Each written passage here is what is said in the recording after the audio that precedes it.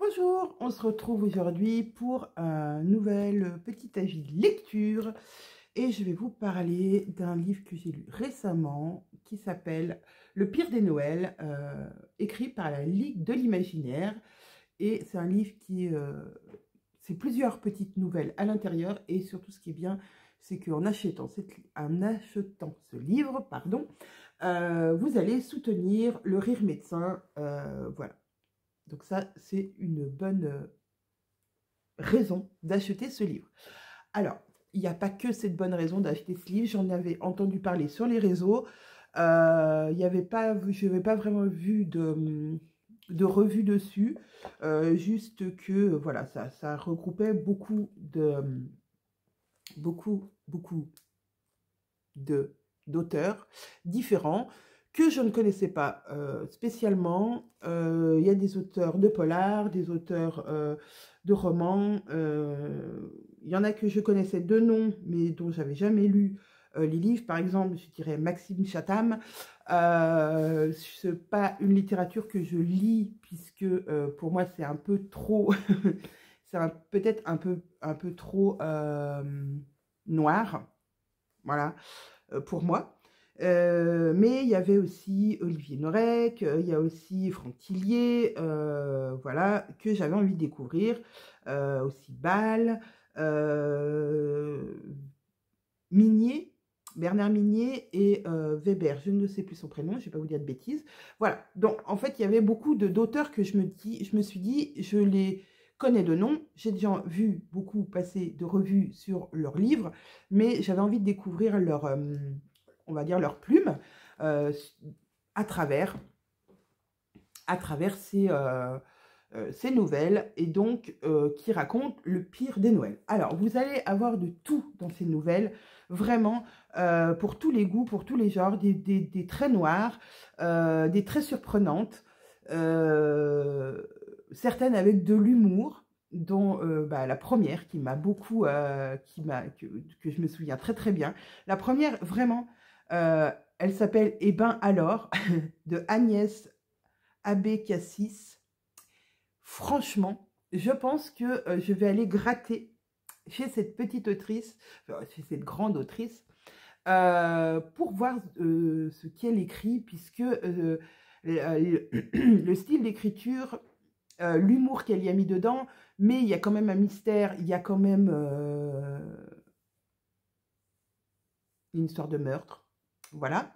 Mais enfin, j'ai vraiment beaucoup aimé cette première nouvelle. Il y en a d'autres que j'ai moins aimées.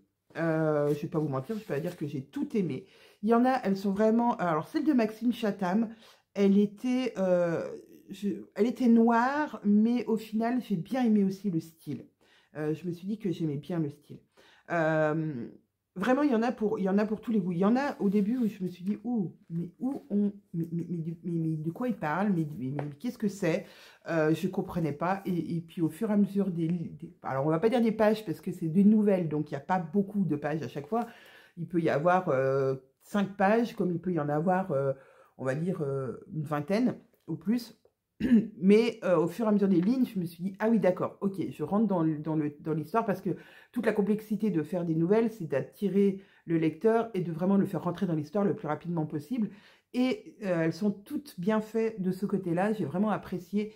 Même celles que je me suis dit que je ne lirais pas, je les ai lues. Par exemple, je me suis dit, je ne lirais pas Il faut sauver le soldat Ryan. Pourquoi? Parce que si vous connaissez Il faut sauver le soldat Ryan en film, voilà, ça traite de la guerre 39-45, de la Seconde Guerre mondiale, et si vous me suivez, vous savez que c'est un sujet qui m'est difficile.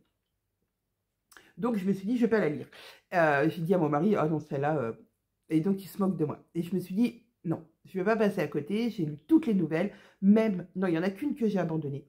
Mais je vais quand même y aller. Et j'y suis allée, et au final, eh ben, elle m'a beaucoup plu, cette nouvelle, qui est de Nico Takian. Je ne sais pas si je dis bien son nom. Elle m'a beaucoup plu.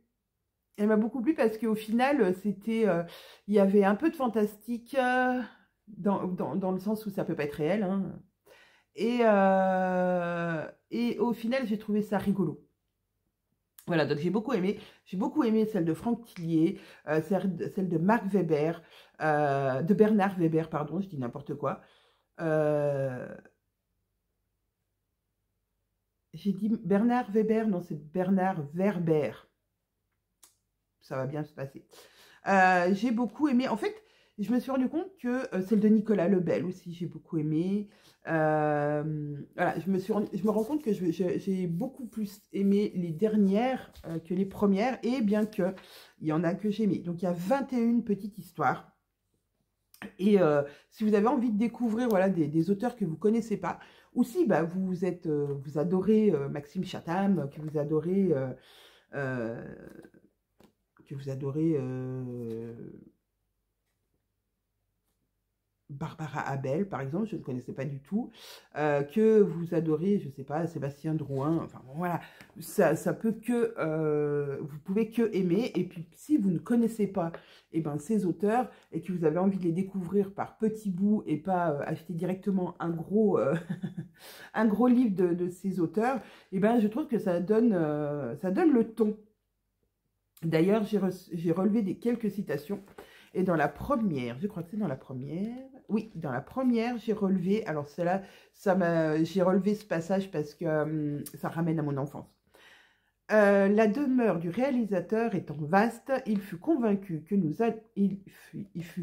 pardon, que nous allions appliquer une technique homologuée par un détective célèbre, entre parenthèses, Scooby-Doo, nous séparer en deux groupes. J'ai beaucoup aimé, ça m'a fait beaucoup rire, puisque voilà, j'ai regardé Scooby-Doo quand j'étais petite, et, et voilà. J'ai relevé aussi une citation dans la nouvelle de Olivier Ball, que j'ai bien aimé, qui était assez macabre quand même, hein, on va pas se mentir. C'est le propre des légendes, on ne sait jamais vraiment d'où elles viennent, en quel sombre territoire elles proviennent, et c'est peut-être mieux ainsi. Oui, les légendes, il faut les garder en légende. J'en ai relevé une autre dans la nouvelle de... Alors, c'est pas parce que j'ai relevé des citations que j'ai plus aimé ou moins aimé, de Maxime Chatham, du coup, qui est « Parfois les méchants gagnent et parfois les gentils gagnent. Crois en ta bonne étoile et fais le bien autour de toi. Le monde ressemble à ce que l'on en fait. » J'ai aussi relevé une citation de... Ah, c'est la fin. Ah oui, de Noël dans le cosmos. Alors, Noël dans le cosmos, c'est en total rapport avec cette image. Voilà. Et donc, Noël dans le cosmos, j'ai relevé. Observer le ciel nocturne, capturer la beauté des nébuleuses et la majesté des galaxies, c'est aussi et surtout mieux apprécier la valeur de notre planète. Et la dernière que j'ai relevée, c'est dans la nouvelle de Bernard Minier. Heureusement, il y avait non loin de moi une joyeuse assemblée à laquelle je m'empressais, de me joindre. Car Noël doit rester ce moment où l'enfance a le droit de ressurgir dans le cœur de chaque adulte et où l'on éprouve un besoin presque irrépressible de chaleur humaine, de tendresse et de naïveté. Voilà, j'ai trouvé que voilà, ça cadrait très bien avec Noël. Mais j'ai aussi beaucoup aimé la nouvelle de Olivier Norek. Ouais, il y a du sombre, mais c'était quand même très très très bien. J'ai beaucoup aimé. J'ai beaucoup aimé Neige de Franck Tillier. Enfin voilà. Je ne peux pas dire que c'est un coup de cœur et que j'ai absolument tout aimé, toutes les nouvelles, mais je dirais que la plupart des nouvelles, au final, je les ai appréciées. Et voilà, il n'y en a pas une où je me suis dit, oh là là, non, pas du tout, c'était pas ce que j'aurais aimé lire. Voilà, il n'y en a qu'une que j'ai abandonnée. que je n'ai pas pu lire parce que ouais, ça ne me correspondait pas.